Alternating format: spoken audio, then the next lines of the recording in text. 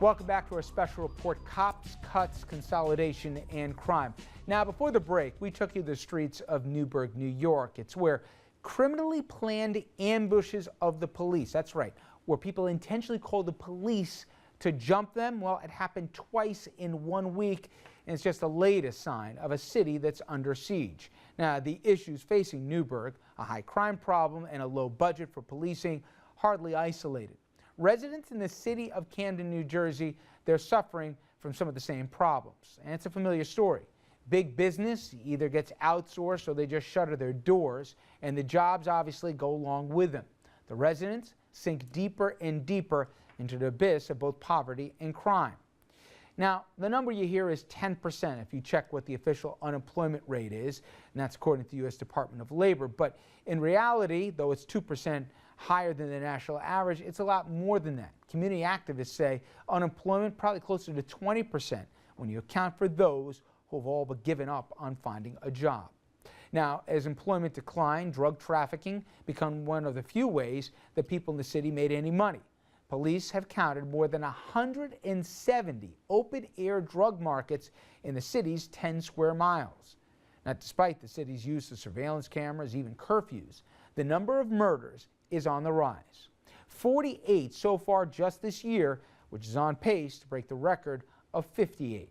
And where there is crime, as usual, there is accompanying with poverty. Camden also has the dubious distinction of being named one of the poorest cities in the entire nation, that according to the U.S. Census. But city officials, including the police chief and head prosecutor, say that they've come up with a plan to not only hire more cops, but also save money in the process. Sounds good, right? Well, there's a catch, and it's not a little one. Every city police officer, if you want to do this plan, are going to be fired. The 141-year-old police department completely gone. In its place, a newly reformatted Metro Division of non-union officers. Now, the plan, as you'd expect, not only drawn a lot of criticism, but also a lot of questions. And even those who came up with the deal, they say it's a desperate move because of desperate times, but they're trying to regain control. And for more details on the plan, let's bring back Kim Lengle, who once again was on the ground, this time in Camden. That's right. Well, there are a couple of points that should be made from the beginning to frame this debate. One is that the rate of violent crime in Camden is rising. Two is that the city is out of money. In 2011, 168 police officers were laid off in an effort to close a $26 million deficit. And today, they are seemingly out of options. These are memorials, so you can literally get a sense of where all the bodies have been dropping in the neighborhood. Yeah, that's right, Brian. They recorded homicide number 48 last night.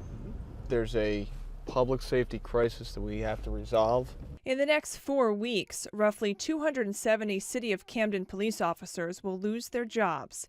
It's part of a bold and admittedly desperate move to save money and clean up the streets. Community activist Brian Morton and Camden County Communications Director Dan Keeshan took RFL on a tour of Camden streets.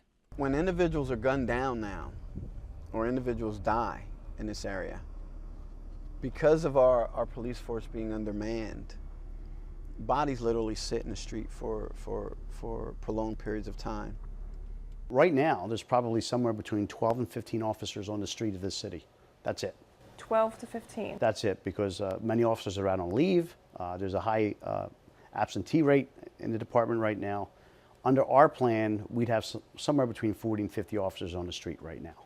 The point of the plan, laying off existing police officers, is to replace them with 400 non-union officers receiving fewer benefits. Salaries for current officers range from $47,000 to $81,000, not including overtime or longevity payments of 3 to 11%. Newly hired police officers in the proposed Metro Division would earn a base salary of $47,000 with fewer benefits, a savings of $16 to $18 million. The current police chief, Scott Thomson, who is expected to lead the new force, says the city is out of options. If there's $65 million to run public safety in the city of Camden, right now that equates to 273 officers, of which we only have about 235 active. And it has us at an alarming rate of violent crime being committed upon our residents. The status quo cannot remain. Getting rid of all of the officers and bringing in these replacements that don't know the city, don't know the different races, creeds, cultures, ethnicities, and backgrounds that make up this city, dropping them in and saying, go ahead and go fight crime. That is a recipe for disaster.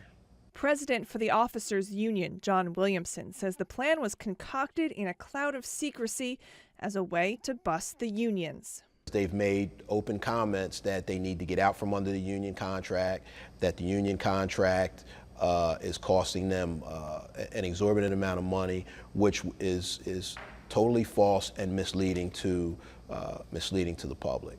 If we can't come to an agreement, then we are prohibited by federal law. We're prohibited from hiring more than 49% of the existing police personnel. So can you see why people would accuse you of union busting? Oh, I understand where that's Because the coming from. numbers are Listen, stacked in such a way that you... unions are all about self-preservation. So I understand that. I get it. And the FOP over the decades has done a great job for their union members. Unfortunately, they've priced themselves out of the market. And what our number one concern is protecting the citizens of the city. The new Metro officers will be brought in 25 at a time while the existing police force is still in place. The point is to get the new officers trained on the street as soon as possible so there's no void in police coverage. Rich? All right.